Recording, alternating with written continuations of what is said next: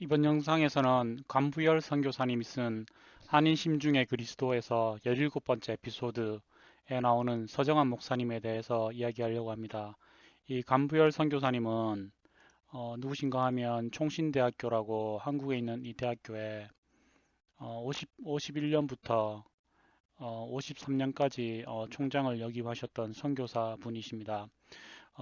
그 일제강점기 때 신사참배를 반대해서 6년 반 동안 옥살이를 하고 그 추록한 이후에 대구 중앙교회에서 목사님을 하셨던 서정환 목사님에 관한 이야기입니다. 먼저 신사참배 배경을 알아보기 위해서 역사적인 팩트를 약간 짚고 넘어가도록 하겠습니다. 한일 병합조약이 1910년 8월 22일 날 조인되어서 실제적으로 일본이 한국을 다스리기 시작했고 일제강점기가 시작되었습니다. 근데 그 만주사변 이후에 1937년 7월 7일 일본이 일본과 중국 사이에 중일 전쟁이 발발하게 됩니다. 위키 자료를 보면 37년 이후로 전면전은 이제 37년 이후로 시작되었고요. 그리고 연합국에 대해서 항복한 게 1945년 9월 2일입니다. 원자폭탄이 8월 15일 날 이제 떨어졌고요. 8월 17일 날 그 추록 성도들은 감옥에서 나오게 되었고 중일 전쟁의 종료는 9월 22일 종료되었죠. 그리고 중일 전쟁이 시작되고 나서 일본이 진주만을 습격해서 태평양 전쟁이 시작됩니다. 그게 1941년 12월 9일입니다. 일본의 진주만 공격 이후에 이때 실제적으로 중국은 일본에 선전포고를 합니다. 중일 전쟁 당시에 중국은 일본에 선전포고를 한 상태가 아니었는데 태평양 전쟁이 시작되고 나서 중국이 일본에 이제 선전포고를 하게 되죠. 근데 그 중일 전쟁 이전에는 신사참배 강요가 학교와 관공서에 있었습니다. 그래서 저희 아버지 이야기를 들어보면 학교에서 일주일에 한 번 신사에 가서 전체 학생이 절하고 하고 아버지는 빠지려고 일부러 쓰러지고 했던 기억이 나고 이야기를 하셨고요.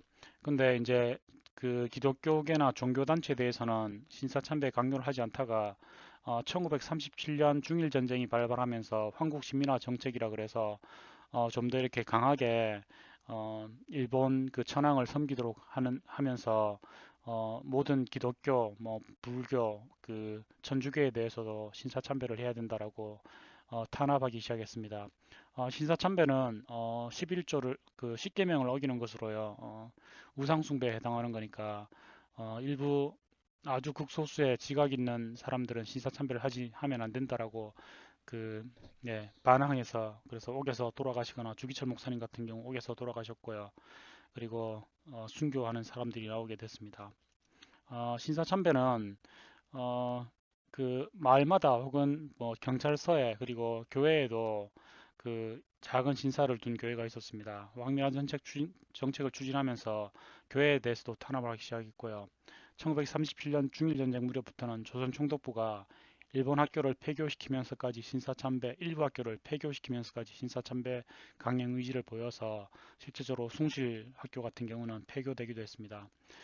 근데 1938년 기독교 장로계에서는 신사참배를 거부하다가 38년 조선예수교 장로회 총회에서 신사참배를 결의합니다. 일부 목사님들과 선교사님들이 아니면 아니요 하시라고 할 때 아니요라고 했지만 강행하게 되어서요. 신사참배를 결의하게 되었죠. 하지만 반대를 끝까지 반대하셨던 주기철 목사님, 최상림 목사님 같은 경우는 옥사하시게 되었고요. 오늘 하는 이야기는 주기철 목사님과 같이 평양 감옥에 계시다가 1945년 8월에 출소하신 서정환 목사님 이야기를 하려고 합니다. 어, 그 이야기는 저희 아버지에게 들은 거랑 그 다음에 감부열 선교사님이 쓴 한인 심중의 그리스도 책 그리고 대구 중앙교회사를 참고했음을 밝힙니다. 어, 그래서 에피소드가 여러 개 이게 감부열 선교사님 부부십니다. 책을 스캔해서 좀 보기가 안 좋은데요. 그리고 여기 보면 여러 가지 이야기들이 나옵니다.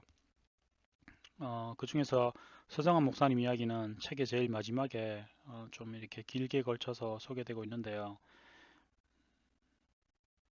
차례를 보면요. 차례를 보면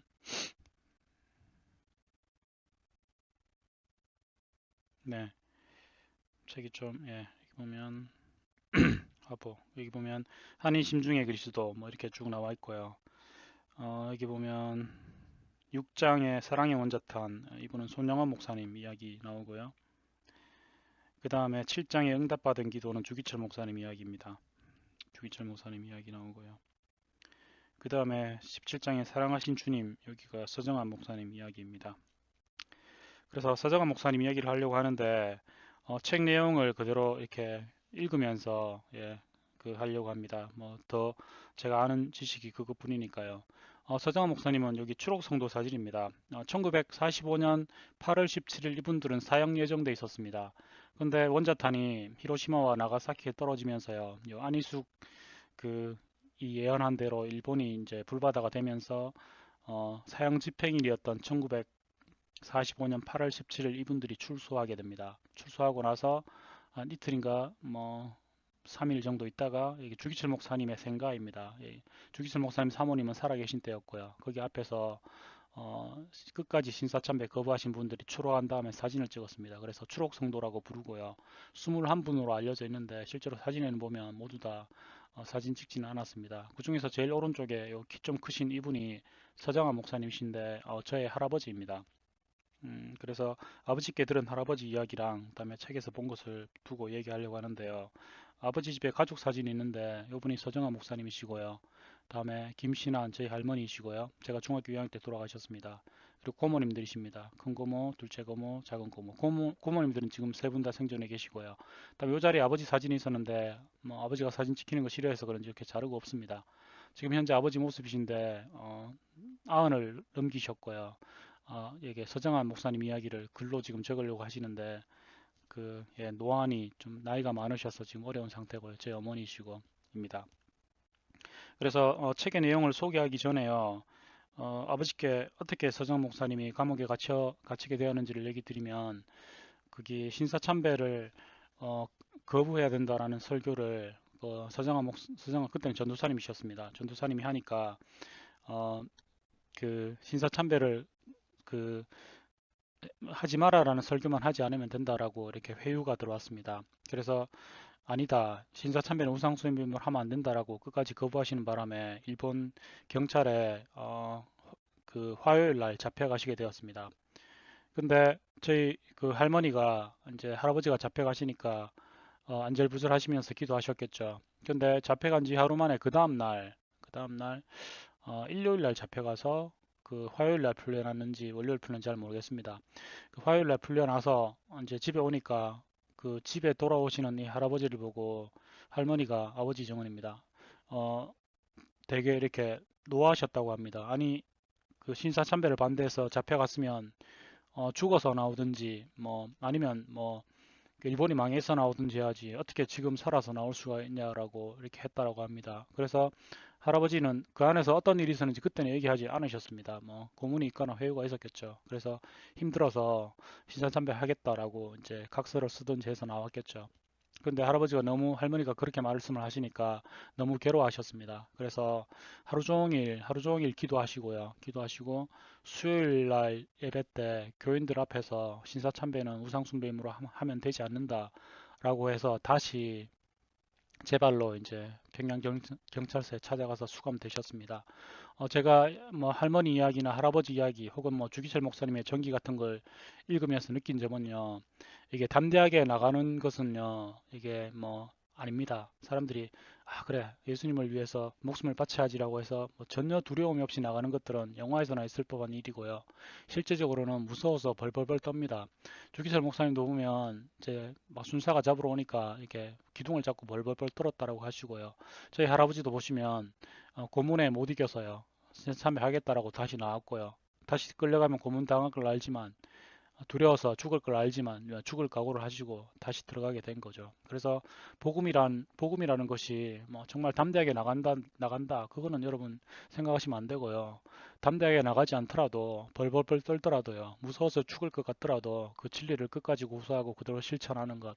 그게 바로 복음인 것 같습니다. 그래서 그 삶을 실천하신 할아버지 덕분에 아버지 그리고 저를 통해서 이렇게 신앙의 대가 물려오는 것 같고요. 정말 그 그 신사참배를 거부한다는 것이 뭔지 실제 삶으로 실천하신 분들이 지금 우리를 이제 현 세대를 살고 있는 우리에게 큰 감명을 주는 것 같습니다. 그래서 간부열 선교사님이 쓴 17장 사랑하신 주님이라는 그 절입니다. 책이 한 6페이지 정도 되는데 제가 한번 읽어보도록 하겠습니다. 17장 사랑하신 주님, 십자가를 지는 일은 불가피한 고난을 불평 없이 받는 것만은 아닙니다. 십자가는 죽음의 도구입니다. 십자가를 진다는 것은 주 예수 그리스도와 그의 공의를 위하여 죽기를 자진 선택하는 것입니다. 이 간부열 선교사님 사님이 이제 쓰신 글입니다. 이같이 말하는 나는 서의 눈이 이상하게 긴장되며 입술의 근육이 실룩거리는 것을 볼 수 있었다. 서의 눈이 뭔가 하면 서정한 목사님이십니다. 그의 마음속에는 작정하는 바가 있었던 것이다. 이것은 서가 심호하는 작은 교회 새벽 기도회에서 모인 적은 무리에게 전한 말이었다. 서는 이전에 몇 해 동안 나의 서기 일을 보았으며 처음에 서정한 목사님이 간부열 선교사님의 서기 일을 봤습니다. 그래서 영어 공부를 하고 그렇게 했다라고 합니다. 그 후부터 전도사로 심호하고 있었다. 나는 그 같은 말을 전하면서 마음에 무거운 책임감, 한 걸음 더 나아가서는 죄악감까지를 느꼈다. 왜냐면 내가 결심하는 그때는 진정한 의미의 순환의 때였으며 순교의 가능성도 있던 때인 때문이었다. 나 자신은 자진하여 고난을 받으러 나갈 것인가. 1년이 못 지나서 시련이 이르렀다. 선은 나의 집에서 바로 체포되었다. 신사참배의 강요를 피하여 성경학교는 폐문되었었다. 그러나 12명의 신실한 교회의 간청으로 나는 내 집에서 비공식으로 성경을 가르치고 있던 것이었다. 서도 그 중에 한 사람이었다. 서는 아침에 경찰서로 불려갔다가 그날 오전 때 싱글벙글 웃으며 돌아왔다. 오후에는 틀림없이 모두 체포됩니다. 그는 말했다. 우리는 무릎을 꿇고 1시간 동안 기도를 드린 후 성경부를 계속하였다. 벼랑간 경찰관 2사람, 하나는 일본 사람, 다른 하나는 한국 사람이 방으로 들어왔다. 이건 뭐요? 학교? 뭐가 학교? 이것은 성경 말씀을 배우는 비공식 모임입니다. 나는 설명하였다. 매일 모입니까? 네. 같은 시간에요? 네. 같은 책을 공부하고요? 네. 그건 학교가 아니고 무엇이요? 허가를 받아야 됩니다. 신사참배를 해야 되는 거요. 모두 나를 따라오시오. 나에 대한 신문은 2시간에 끝났으며 입으라는 신문으로 끝났다. 손이나 다른 것을 쓰지 않았다. 나는 곧 석방이 되어 돌아왔다. 그러나 한국 친구들이 당할 대우는 내가 당한 것과 다를 줄로 나는 확실히 알았다. 무리 중에 2사람은 회피적인 대답을 하고 곧 풀려났다. 무리 중에 2사람은 회피적인 대답을 하고 곧 풀려났습니다. 여러분, 회피적인 대답을 하고 풀려나지 마십시오. 죽을 각오로 복음을 끝까지 실천해야 됩니다. 이렇게 삶을 살지 않았으면 좋겠습니다. 그러나 남은 사람들은 굳게 서 있었다. 나는 그들 중에서 오직 2사람만 만나볼 수가 있었다. 남은 이들은 감옥에서 나오지 못하고 끝마치었다. 모두 다 감옥에서 죽었습니다. 그들은 제2차 세계대전을 그 안에서 보냈다. 서의 몸은 본래 튼튼하지 못했었다. 나는 그가 결국 철창 속에서 생을 끝마칠런지도 모른다고 생각했었다. 그러나 일본 패망 후 나는 그에게서 온 편지를 받고 놀랐다. 그는 고 목사와 같이 그 모든 고난을 잘 통과한 것이었다. 그의 동생과 친구 한 사람은 옥사했다. 다른 이들의 소식은 모른다고 하였다. 서정한 목사님의 동생 서정명님이 역시 신사참배 반대로 2년 만에 순교하셨습니다. 그 이야기는 이 영상 말고 다른 영상에서 만들었으니까 한번 참고를 해보시기 바랍니다. 1947년 그러니까 서정한 할아버지, 서정명 할아버지 형제가 같이 신사참배를 반대해서 둘 모두 다 이제 신사참배 반대로 옥중 생활을 하시고 한 사람은 순교하시게 된 거죠. 1947년에 그는 38선을 넘어서 대구에 이르렀다. 나는 그를 목사로 환영하는 작은 교회 하나를 발견하여 주었다. 여기가 대구 중앙교회입니다. 그가 본래 소속했던 북종로에는 그의 건방훈련을 신학과정의 훈련으로 간주하여 그를 목사로 장립하였다. 겸손하고 온난으로 그는 자기의 경험을 말하였다. 한 10여 차례 뺨을 맞고 나면 아무런 감각이 없어져서 아픈 줄을 모르게 됩니다. 물론 그들은 여러 번 물을 먹였지요. 나는 그럴 때마다 십자가에서 당하신 주님의 고생을 생각하고 견뎌보았습니다. 물을 먹인다는 일은 사람의 몸을 책상이나 나무판 위에 바로 뒤어놓고 머리를 책상 끝에 들이운 후 고추를 섞은 물을 콧구멍에 부어넣는 일이다. 이 고문은 적당한 시기에 중단하기만 하면 아무런 흔적도 남기지 않는다는 것이다. 그 사람들의 말은 물 먹이는 법은 거짓말하는 죄수를 참말하게 한다고 그럽디다. 그래서 내가 참말을 하는 줄은 당신들이 아는 것 아니요. 당신들이 이렇게 하는 것은 날더러 거짓말을 하라는 것 아닙니까? 하자 그들은 더 이상 더 하지 않았습니다. 요래는 저를 의주로 끌고 갔습니다. 거기서는 40일 동안 매를 맞았지요. 그럴 때 나는 주님의 40일 금식한 일을 기억했습니다. 저들은 많이 자란 내 머리털과 수염을 잡아 흔들었습니다. 여러 번 매를 맞고 나서 목이 마를 때 나는 물을 달라고 했다가 거절을 당했습니다. 그때 나는 십자가 위에서 갈아신 예수님을 생각했습니다. 그러자 그의 당하신 고가를 나를 위해 나의 죄를 위한 것이라고 느끼게 되어 눈물이 흘러서 내 입으로 들어왔습니다. 그 후에 나는 곧 시원함을 얻었습니다. 그들은 매일같이 내 문제 해결은 신사 앞에 나가서 머리 한번 숙이는 데 있다고 하면서 왜 그렇게 너는 어리석느냐 하고 한번 머리 숙이고 집으로 돌아가라고 권했습니다. 곧 내 머릿속에는 만일 내게 엎드려 경배하면 이 모든 것을 네게 주리라 하는 마귀의 말이 생각나고 뒤이어 주님이 대답하신 말씀 주 너의 하나님께 경배하고 다만 그를 섬기라 하신 것이 기억났습니다. 그 후부터 그들은 더 권유할 수 없었지요. 얼음장같이 얼어드는 시멘트 바닥에서 자는 일은 가장 참기 어려운 일 중 하나였습니다. 그들이 내어준 모프 한 장에는 벼룩이 욱실거렸지요. 빈대가 많아서 잘 수는 없고 죽일려니 어두운 밤에 베지는 않고 맨발을 벗고 차가운 시멘트 바닥 위에 줄을 지어서서 그들이 강조하는 목욕 차례를 기다리는 일도 어려웠습니다. 더구나 이른 아침 찬바람이 불어오면 전신이 얼음이 되어버리는 것 같았지요. 나는 여러 차례 병이 들었어도 주님께서 부르시지 않았습니다. 나를 세상에 두셔서 쓰실 일이 계셨던 것 같았습니다. 여기 보시면 어떻게 저희 아버지가 살아남았고요. 하는 일이 그 다음 유튜브 그 다음 영상에서 있으니까 한번 참고해 보시기 바랍니다. 이와 빈대에 물려서 내 몸은 욥에 걸렸던 악천과 같이 거뭇거뭇했습니다. 나는 욥과 같이 기와 조각으로 긁고 싶었던 일이 종종 있었습니다. 그러나 나는 나의 이름 바울 사도가 빌립보서 말씀하신 것 같이 복음을 전하는 데 진보가 되었습니다. 나는 일본 사람들에게 여러 번 신문을 받았는데 그들은 일본말 성경책을 가지고 와서 하나님께서 우상 숭배를 금하는 말씀이 어디 있느냐고 힐문을 하였습니다. 그래서 나는 여러 번 하나님의 말씀을 증거할 기회를 가지게 되었지요. 그들은 내 말에 이기지 못할 때마다 분을 내며 나를 때리라고 명령하는 것이었습니다. 그들의 다수는 내가 옳다고 알고 있었지요. 그래도 그걸 시인하려고 하지 않았습니다. 사실상 일본 고관들에게 증거할 수 있었던 것은 특별한 은혜였습니다. 참 대단하신 분 같습니다. 일반 사회에서라면 도저히 그런 이들에게 증거할 기회가 없었을 것입니다. 나는 하나님의 말씀을 그들에게 많이 들려주었습니다. 또한 하나님의 말씀이 그들 마음속에서 자라도록 언제나 위하여 기도를 드렸습니다. 어떤 날 밤에 일본 순사 하나가 내 감방으로 들어왔습니다. 아주 신기한 일이었습니다. 보통은 언제나 내가 끌려나가던 것이었지요. 나는 어째서 이런 일이 생긴 것인가 수상했습니다. 나는 당신을 늘 조심해 보아왔소. 그런 말했습니다. 당신이 고생을 당하면서도 불평 없이 잘 견디는 것을 나는 보아왔소. 당신처럼 예수 믿는 신앙이 큰 것을 나도 처음 보았소. 나도 예수 믿는 사람이 되고 싶소. 잘할 수도 없는 일본말로 그에게 증거할 수 있던 일은 참으로 영광스러운 일이었습니다. 나는 예수님께서 그를 사랑하시고 그를 위하여 죽으셨으며 그를 용서하시기를 원하시며 영생을 허락하신다는 말씀을 기쁜 마음으로 증거했습니다. 그날부터 제가 받는 식사는 퍽 나아진 것 같았습니다. 그러나 나는 소화불량증이 있어서 그것을 다 먹지 못했습니다. 나는 감방에 있는 동료들과 나누어 먹었지요. 동료들이 석방되어 나갈 때면 그들은 나의 손목을 잡고 눈물로 감사를 표하며 나가면 자기들도 예수 교인이 되겠다고 말을 했습니다. 적어도 80명은 그런 약속을 하고 나갔습니다. 나는 감옥에서 나온 후로 그들을 여럿 만나서 자기들의 약속을 지켰는가 물었습니다. 물론이지요. 그들은 화건했습니다. 나는 끌려가는 여러 곳에서 그리스도를 증거할 수 있었습니다. 많은 사람들이 자기들도 믿겠나라고 했지요. 내 생각에 200명은 틀림없이 믿게 된 줄로 압니다. 감옥 안에서 다른 교인들도 나와 같이 있었습니다. 두 사람은 주님과 하신 것과 같이 40일을 금식했습니다. 죽게 된 줄 알고 간수들은 그들을 놓아주는데 후에 들으니 그들은 회복되었다는 것입니다. 내가 신의주 형무소에 있을 때 안희숙 양도 같이 있었습니다. 여기 안희숙님은 출소 이후에 죽으면 죽으리라라는 책을 쓰셨습니다. 할아버지하고 같이 수감되셨는데요.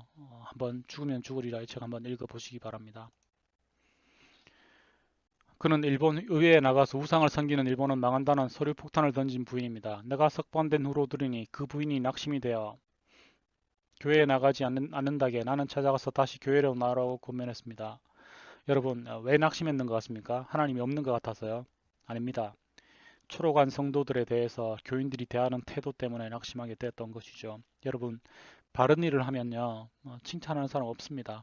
오히려 더 핍박하고 자기 선에 동참하지 못한 악인들이 그 선인들을 핍박하게 되죠. 우리는 그런 줄 알더라도 선을 행하는 사람이 되어야 될 것 같습니다. 그래서 안희숙님은 다시 교회에 나오게 되었습니다. 그런데 석 달 전부터 다시 교회로 나오기 시작하였답니다. 박 장로님 생각이 났습니다. 그는 에스겔 3장 18절 말씀을 더욱에 새겨두고 있었지요. 가령 내가 악인에게 말하기를 너는 꼭 죽으리라 할 때 내가 깨우치지 아니하거나 말로 악인에게 일러서 그 악한 길을 떠나 생명을 구원케 하지 아니하면 그 악인은 그 죄악 중에서 죽으려니와 그 피값을 네 손에서 찾을 것이요. 그는 자기를 일본의 파수꾼이라고 생각했습니다. 그는 일본의 우상숭배를 경책하고 다니며 여러 번 일본 경관에게 잡혀서 매도 맞다가 드디어 내가 있던 신우지 형무소로 들어왔습니다. 그는 열심 있는 신앙가였습니다. 나는 그로부터 많은 은혜를 받았습니다. 저희 할아버지 같은 경우는 신의수 형무소에 있다가 그 태평양 전쟁이 발발하고 나서 평양 형무소로 이송됐습니다. 평양 형무소로 이송될 때 예심 종교서를 보면요, 4,000명 정도가 이송되었는데 실제적으로 끝까지 구금되었던 사람은 68명이었습니다. 4,000명이 고문을 못 이기고요, 68명만 남고요, 죽거나 아니면은 신사참배 한다라고 해서 밖으로 나오게 된 거죠. 비율이 너무 작습니다. 그리고 그 68명 중에 21명만이 추록 성도입니다. 나머지는 다 순교했다는 걸 알 수가 있죠. 여러분은 4,000명 중에 어떤 사람입니까? 68명에 속할 자신이 있습니까? 저에게 물어보게 됩니다. 어떤 날 그는 일본 사람들에게 몹시 매를 맞았는데 좀 더 때려달라고 부탁을 했습니다. 죽을 때까지 때려달라고요. 그는 예수 그리스도를 위하여 죽기를 원했습니다. 경관들은 어쩔 줄을 몰랐습니다. 그들은 그 같은 일을 도저히 이해할 수가 없었지요. 결국 그들은 그의 소원을 듣지 않기로 작정했습니다. 그로부터 그들은 다시 그를 때리지 않았습니다. 사실로 그는 섭섭해했습니다. 참 대단하신 분 같습니다. 나도 처음 체포되었을 때는 옥중에서 죽기로 기대했습니다. 나는 우상 숭배를 않기로 결심했습니다. 체포된 지 2년 후에 나는 미국이 일본에 대하여 선전포고한 일을 알게 되었습니다. 태평양 전쟁이 1941년 일어나서요, 미국이 일본에 선전포기를 하게 된 일을 말합니다. 그때 나는 일본이 결국은 망하게 될 것을 알았습니다. 그것은 시간 문제뿐이지요. 만일 그때까지 살아남아 있게만 된다면 나도 석방되리라고 알게 되었습니다. 그때는 일본이 낮아지고 많은 사람들이 복음의 길을 기르게 될 것을 알았습니다. 나는 그때는 일본으로 가서 자기들을 잔인하게 만들고 망하게 만든 우상숭배에서 회개하라고 전도할 마음이 일어났습니다. 그래서 나는 일본말을 배우기 시작했습니다. 일본 당국은 그것이 내가 약해지는 증거로 알고 일본말 배우는 것을 도와주었습니다. 참 현명하신 분 같습니다. 나의 생각하는 바에 대하여 꿈도 꿀 수 없었던 것이지요. 하나님께서는 나에게 그 길을 열어주시지 않았습니다. 그러나 전쟁이 끝난 후 나는 여러 차례 증거할 기회를 가졌습니다. 어떤 날 밤 간수가 우리 방에 들어오더니 내 번호를 부르며 소리 지르는 대신에 서목사님하고 나를 조용히 불렀습니다. 나는 놀랐습니다. 어째서 이럴까 하고. 당신은 살아계신 참 하나님을 알지요. 당신은 그를 위해서 고생을 많이 했습니다. 당신은 결국 이겼습니다. 어떻게? 나는 경악하게 물었습니다. 전쟁이 이제 끝났습니다. 일본이 항복했습니다. 당신은 곧 석방됩니다. 1945년 8월 15일입니다. 이틀 뒤에 석방되었고요. 사진은 4일 뒤에 아마 8월 19일에 찍은 것 같습니다. 옥중 생활 7년 후에 이 소식은 꿈과 같았습니다. 그때까지 일본은 계속하여 승전하고 있었으며 얼마 후에는 백악관에서 평화조약이 조인된다고 선전하고 있었습니다. 물론 나는 그것이 모두 일본의 허위 선전인 줄 알고 있었지요. 그런 거짓은 늘 듣고 있었으니까요. 그러나 이 소식은 참으로 갑작스러운 기쁨이었습니다. 나는 너무 약해서 감옥을 나올 수가 없었습니다. 신호주에 있던 사랑하는 교우들이 찾아와서 어떤 집으로 옮겨갔습니다. 나는 거기서 무한한 보양을 받으며 천국에 온 감을 느껴보았습니다.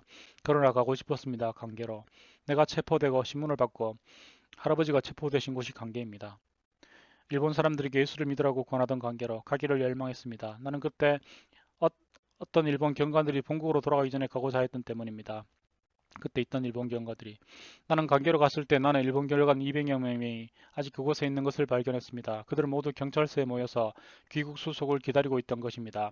그들은 모두 관계 사람들에게 당할 복수를 두려워하고 있었습니다. 그래서 나는 나와 같이 체포되었던 고호 목사님과 같이 경찰서로 찾아갔습니다. 우리는 허락을 얻어서 그들에게 말할 수 있었습니다. 그 중에서는 나를 때리고 신문하던 얼굴도 보였습니다. 당신들은 천조 대신이 기독교의 하나님보다 더 위대하다고 늘 말하셨지요. 천조 대신은 모든 신들보다 힘이 있어서 일본에게 늘 승리를 가져다 준다고요. 이제 당신들은 그것이 틀렸음을 알았습니다. 우리는 그때 당신들의 거짓신 결국은 패망을 가져온다고 경고했습니다. 우리는 성경의 하나님은 살아계신 참 하나님이라는 것을 증거했습니다. 그럴 때마다 당신들은 우리를 때렸지요. 당신들은 우리를 죽이려고 했지요. 그러나 우리는 당신들을 저주하려고 찾아온 것은 아닙니다. 우리는 당신들이 무서운 죄를 범했음에도 불구하고 하나님께서는 당신들을 사랑하신다는 소식을 전하러 왔습니다. 당신들이 우리에게 한 일은 우리는 기쁨으로 마음으로 용서합니다. 자, 어떻게 이렇게 할 수 있을까요? 또한 당신들이 참 마음으로 돌이키고 뉘우치면 하나님께서 기쁘게 용서하여 주실 것을 우리는 확실히 압니다. 하나님의 독생자 예수님은 당신들의 죄를 위하여 십자가에 달려 돌아가셨습니다. 당신들이 그를 믿기만 하면 주님은 죄를 용서하실 뿐만 아니라 영원한 생명을 허락하십니다. 여러분, 예수님을 구주로 받고 믿으십시오. 이렇게 전도를 했습니다. 여러 사람들의 눈에서 눈물이 흘렀습니다. 그들은 앞으로 나서서 우리들의 손을 힘있게 붙잡았습니다. 나는 바울 사도가 빌립보 감옥에서 간수를 대하던 일이 기억났습니다. 그래서 나는 그 보배로운 말씀을 반복했습니다. 주 예수를 믿으라. 그리하면 너와 내 집이 구원을 얻으리라. 주 예수를 믿으라. 그리하면 너와 내 집이 구원을 얻으리라. 그렇게 마음이 강팍하던 일본 경관들은 눈물을 흘리며 말하기를 고국에 돌아가면 꼭 예수 교인이 되겠다고 했습니다. 그들은 몇 날 그곳에 체류하는 동안 우리가 매일 찾아가서 하나님의 아름다운 약속의 말씀을 전할 때 그들은 마음 문을 열어놓고 우리말에 귀를 기울였습니다. 우리는 그들과 같이 기도하고 그들은 깊은 감격을 표해 주었습니다. 그 후 우리는 그들의 소문을 듣지 못했습니다. 그 중에 몇이 예수를 참으로 믿게 되었는지는 모릅니다. 그러나 하나님께서는 틀림없이 상당한 수를 구원하실 줄을 믿습니다.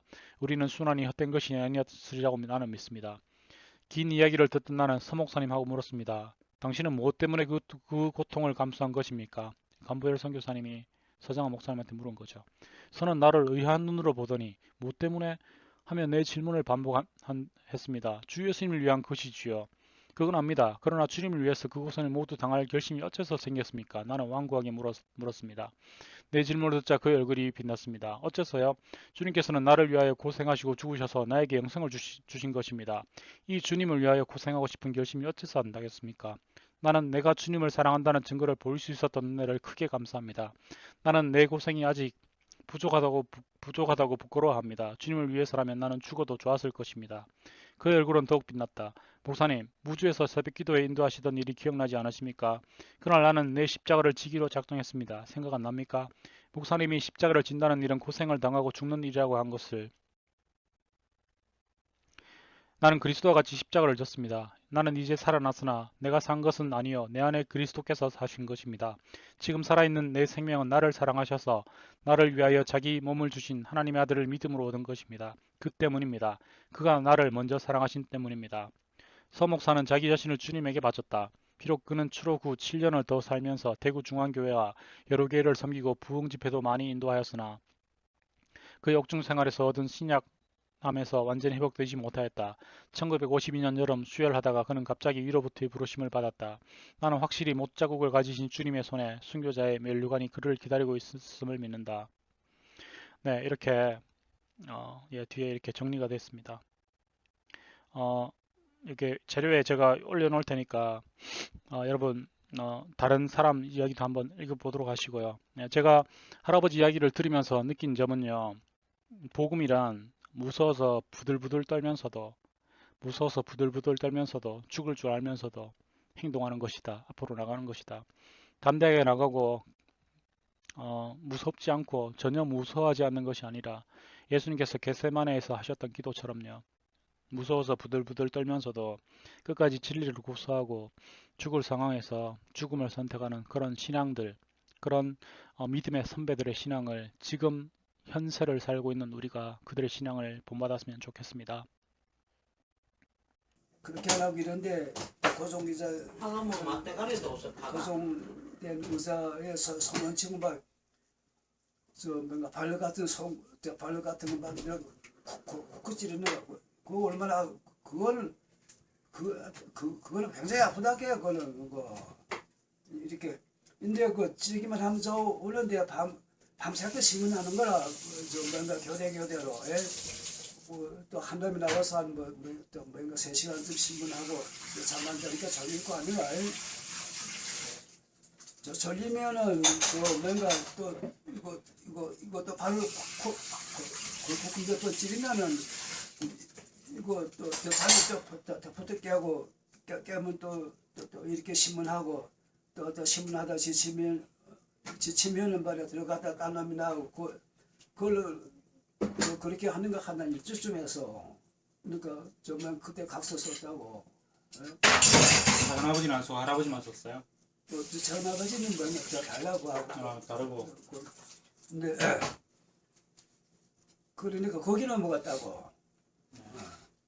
그래도 한 3달 만에 나오셨네요. 이제 국국 찌르면은 그거는 뭐 매 맞을 때 처음에 매 맞을 때는 아픈데 이거 조금 되면 안 아픈데 이거는 뭐 처음이나 끝이나 똑같다 해 이거는. 그러니까 각서 쓰고 나와서 각서 쓰고 나오니까 할머니가 알았다고. 예? 할머니가 아버지 할머니. 그러니까 서장한 목사님 어머니. 저 서성을 목사 어머니지 그러니까. 네. 그때 70인데 뭐. 그때 그러니까 할아버지가 예수님 믿을 때 할머니도 같이 믿으신 거네요. 증자 할머니가. 저 같이 믿으시다고 그래. 다 같이. 가족이 다 믿게 된 거네요. 네? 가족이 다 믿게 된 거네요. 전부 다 믿지 그래. 전부 다 믿을 때 아닌가 그때 근데 할머니가 야야 이놈 뭔 남자식 놈 말이야 너는 죽음을 생각해야지 말고 그래.